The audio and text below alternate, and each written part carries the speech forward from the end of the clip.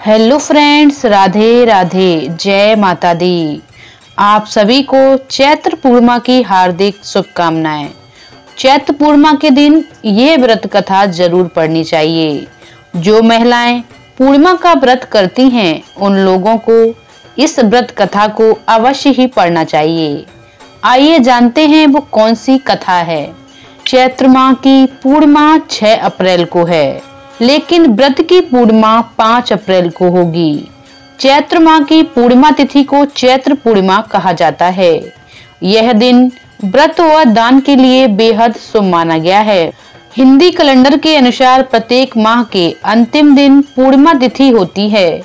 अभी चैत्र का महीना चल रहा है और इस माह आने वाली पूर्णिमा को चैत्र पूर्णिमा के नाम से जाना जाता है। पूर्णिमा के दिन पवित्र नदियों में स्नान और दान का काफी महत्व होता है। कहते हैं कि जो लोग पूर्णिमा का व्रत करते हैं उन पर हमेशा माँ लक्ष्मी की कृपा बनी रहती है। व्रत के दौरान सत्यनारायण भगवान का पूजन किया जाता है और फिर कथा भी सुनी जाती है। आइए जानते हैं वो कौन सी कथा है।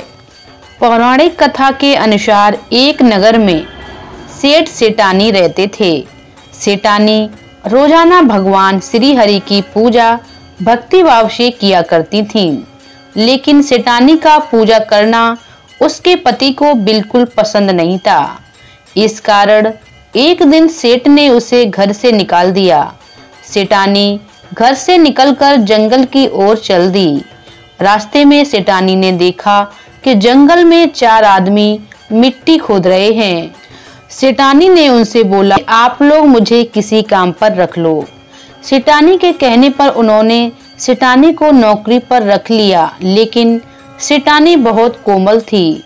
इस वजह से उनके हाथ पर छाले पड़ गए।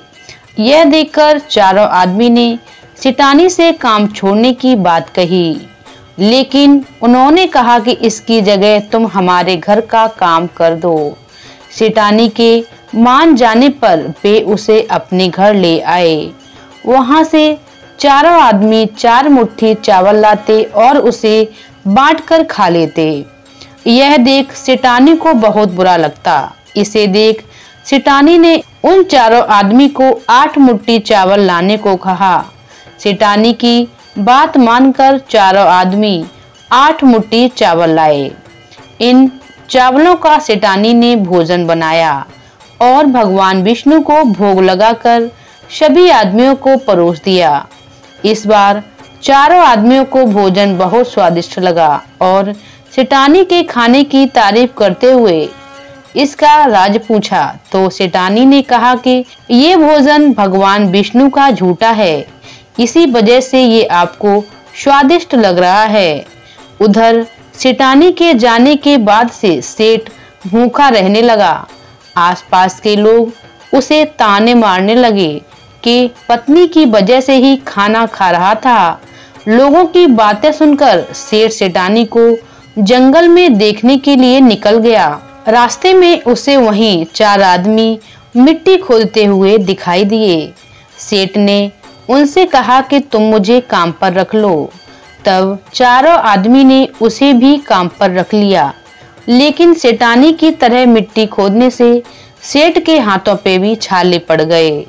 यह देखकर उन्होंने सेठ को भी घर का काम करने की सलाह दी। सेठ भी उनकी बात मानकर उनके घर चला गया। घर पहुंचकर सेठ ने सेठानी को पहचान लिया, लेकिन सेठानी घूंघट में होने के कारण सेठ को पहचान नहीं पाई। हर दिन की तरह इस बार भी सेठानी ने भगवान विष्णु को भोग लगाकर सभी को खाना परोस दिया, लेकिन जैसे ही सेठानी सेठ को खाना परोसने गई तो भगवान विष्णु ने सेठानी का हाथ पकड़ लिया और कहा कि तुम ये क्या कर रही हो। सेठानी बोली, मैं कुछ नहीं कर रही, मैं तो भोजन परोस रही हूँ। चारों भाइयों ने सेठानी से कहा कि हमें भी भगवान विष्णु के दर्शन कराओ। सेठानी के अनुरोध करने पर भगवान विष्णु उन सभी के सामने प्रकट हो गए। यह देख सेठ ने सेठानी से क्षमा मांगी और उसे हाथ पकड़कर घर चलने को कहा। तब चारों भाइयों ने बहन को बहुत सारा धन देकर विदा किया। तब से सेठ भी भगवान विष्णु का भक्त बन गया और पूरी श्रद्धा से उनकी पूजा करने लगा। इससे उसके घर में फिर से धन की बरसात होने लगी।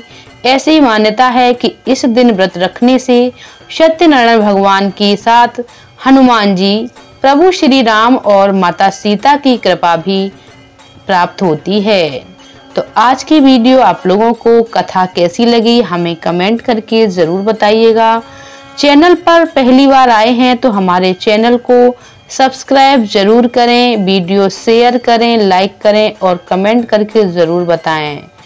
चलिए मिलते हैं अगली वीडियो में, तब तक के लिए राधे राधे।